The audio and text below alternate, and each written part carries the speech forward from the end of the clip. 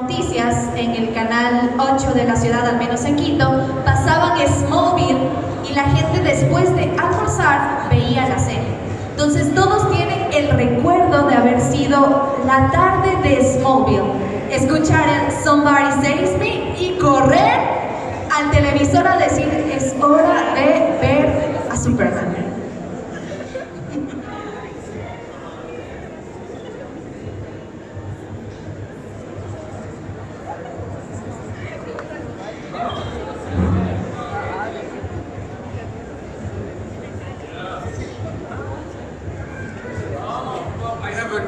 Can I share a story about the theme song?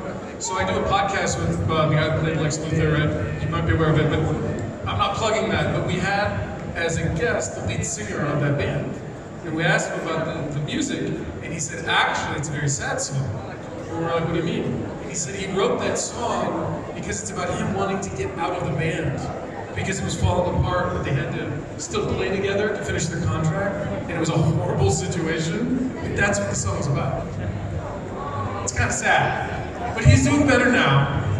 Yeah. I know, that's why a horrible story to tell a happy Comic-Con. Sorry. Just delete that one from your phone, too. Lo que nos dijo es que la canción de Smallville en parte es una canción triste, como saben, es Somebody Save Me. Entonces, aparentemente, uno de los artistas de la banda se salió, pero la canción continuó, respectivamente. Y al parecer fue icónica dentro de lo que cabe, porque después de, como les digo, varios años, seguimos sonando y sigue sonando en los corazones de muchas personas. So, well, tell us something about the film. We were like 10 years ago. Yeah. But you had other opportunities during that years, no? Like filming with other companies. You had works after that or during that? You mean, in between the seasons? Yeah, during the season you have... A couple of times. There was one year that I did Cheaper by the Dozen with Steve Martin, which some of you have seen. And then it was a few years later I left Smallville on a Friday, and I went and I did Cheaper by the Dozen 2 that Monday for like 8 days. And then I flew and I did this horrible movie called The Fog. And we wrapped that on a Saturday, and then that Monday I went back to Smallville. So for 2 months I never stopped. Or for 10 months, for 12 months. And I didn't do that the next year. I was like, I don't need to do that again. Me, what is the problem of the Superman suit? I never wore it. Looks too hot. Looks too warm. Muy caliente. Right? I see some of you who I met today with the jackets, the leather jackets, and I always say, it's caliente, ¿no? And everybody goes, yeah. Realmente el traje fue caliente, entonces, bueno, podríamos verlo de ciertas maneras con el traje que era caliente pero sí, que era muy caliente para él utilizar el traje en general, que las personas que están con la chaqueta se hacía una broma diciendo que por qué si estaban con calor en general. Y bueno, ¿qué más podemos decir? ¿Qué implicó para ti ser Superman a futuro?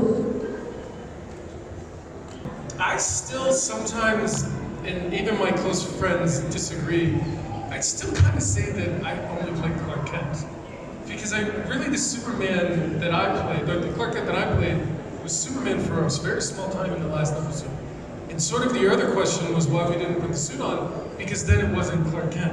And just imagine, thinking about Smallville, Clark Kent walking in to the kitchen and seeing Jonathan and Martha, and he's wearing a suit. His dad would have been like, what? So it's a combination of a few things. Él era Clark Kent, o sea, la serie en general de Smallville era más para un joven Clark Kent que todavía no se convertía en Superman. Entonces, él decía que hubiera sido demasiado chistoso, gracioso que él entrara a la cocina con el traje puesto y que sus padres dijeran, ¿qué? Porque los padres no sabían que él era, o sea, que él estaba en el camino para ser Superman.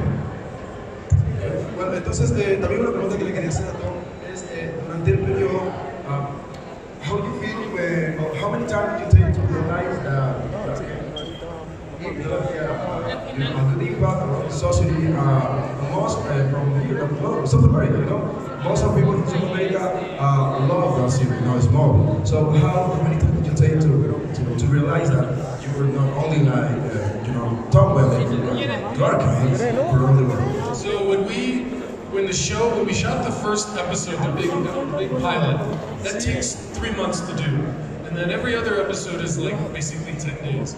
So we shot the pilot and there was a stretch of time where then we went to New York and we do this thing, it's like a conference where everybody gets together and they show the series to people who want to buy commercial time. It's called Upfronts. My point is, we was in New York, we're in Times Square, and somebody said, you gotta come outside, and I went into Times Square, and I looked up, and there was Clark Kent on the cross, with the S in the chest, and it was as big as a building. And I was like, oh, this might be a big deal. And it was my face, my face was probably as big as this room on the building. That's how big it was. And I was like, I think we're onto something here. But nobody recognized me because the show hadn't come out yet. Sí, bueno, como recién estaba... Tuvimos el regreso momentáneo de Superman de Smallville en el crossover del Arrowverse. ¿Qué significó para ti volver a ser momentáneamente otra vez Clark Kent, Superman?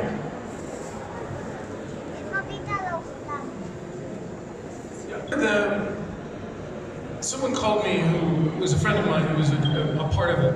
And he said, just don't hang up on me. I have an idea. Can you just read it? You can tell me no. You can tell me to F off. Just please read it. And I read it and I went, oh man, this is a good idea. Yeah, and so then it became like it was really one day, flew up to Vancouver, went to the Kent farm. We were using a crew that I'd never met before, that was the crew from a show called Batgirl that didn't really last. And they had never been to the Kent farm before, and so I was like helping them, being like, well, this is really good over here, and maybe even put the camera here, because I've been there so many times and directed there and stuff. And then Erica was there, which was really great. And it's one of my favorite things I've ever said on camera is when I look at John Cryer, because he says I'm Lex Luthor, and I say, you're not Lex, because he's not. Like it was that, So it was a lot of fun. Fue demasiado divertido. You film other movies, like series and other movies. And what was for you?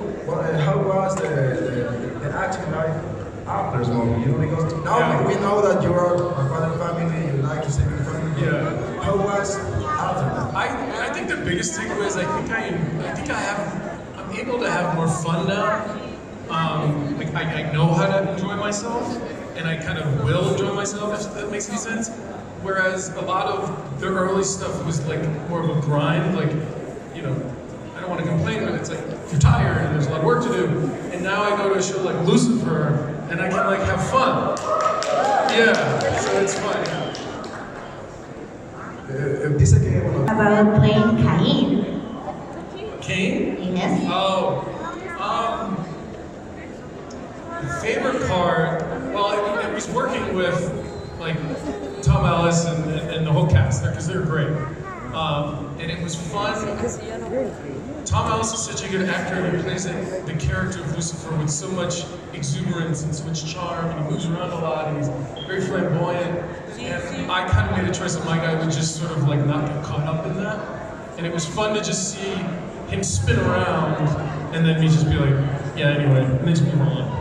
It was fun, because I was there to cause trouble for him and his relationship, so it was fun to be a troublemaker. Will you be, again, Clark Kent, if you have the opportunity? I mean, you can never say never. I think, there's been a couple of opportunities. There's been a few opportunities where there had been when other Superman shows were on TV. And there was kind of a discussion about, do you want to come over and play Clark? But it wouldn't have been the same Clark. The tones are different. Plus, when Smallville ended, I kind of disappeared for 3 years and didn't do anything. So, yeah, you never know. You never know. Because it was funny, and it was when Michael Rosenbaum his Lex Luthor character had to play Zod. And I've told this story before, I don't know if you've heard it, but they had him up on a big wires, and he had to fly in, and then he was supposed to land right in front of me, and his line is kneel to Zod, which is Clark being good all the time.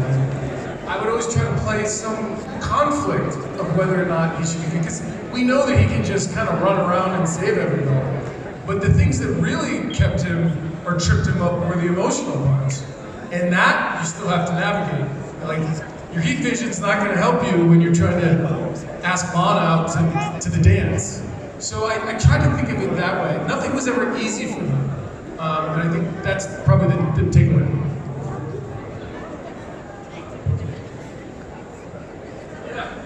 Bueno, sí,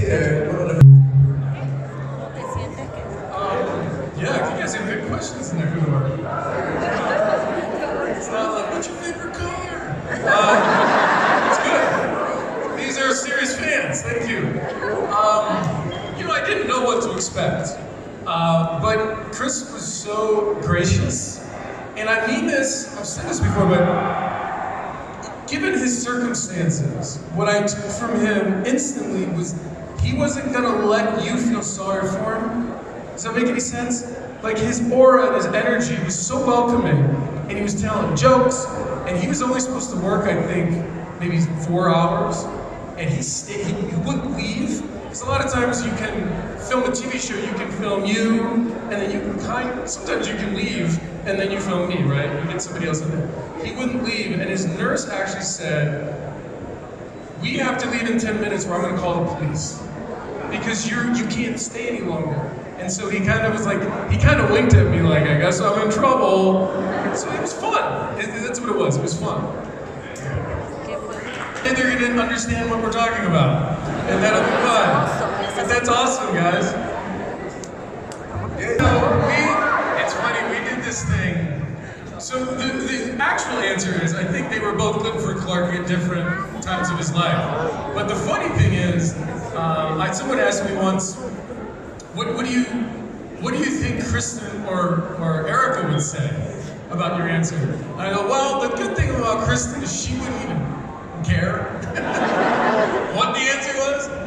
But Erica would really love to know. Like, they're just very different people, and they're great. And I think they were different for Clark at different times, and they were both great actors, both very different. And we see each other at cons all the time. And it's just like, we're all buddies. You know, it's really fun. Yeah.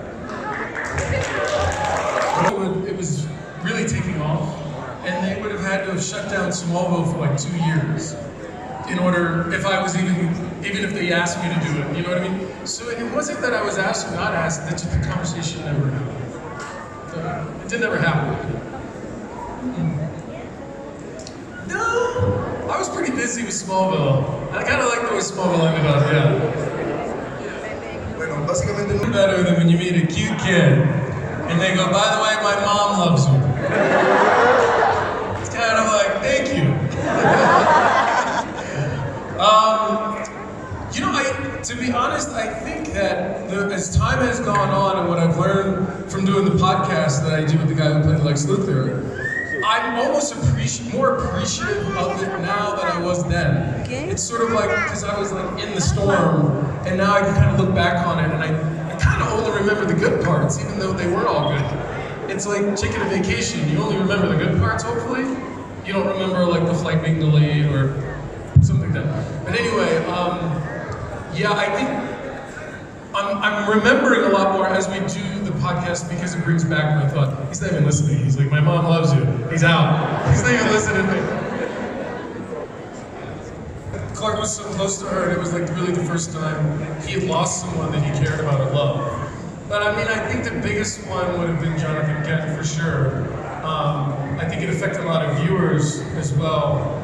And I think the best one was Lionel Luthor. That was the best. That was the best because his son threw him off a building. Yeah. Básicamente fue lo que más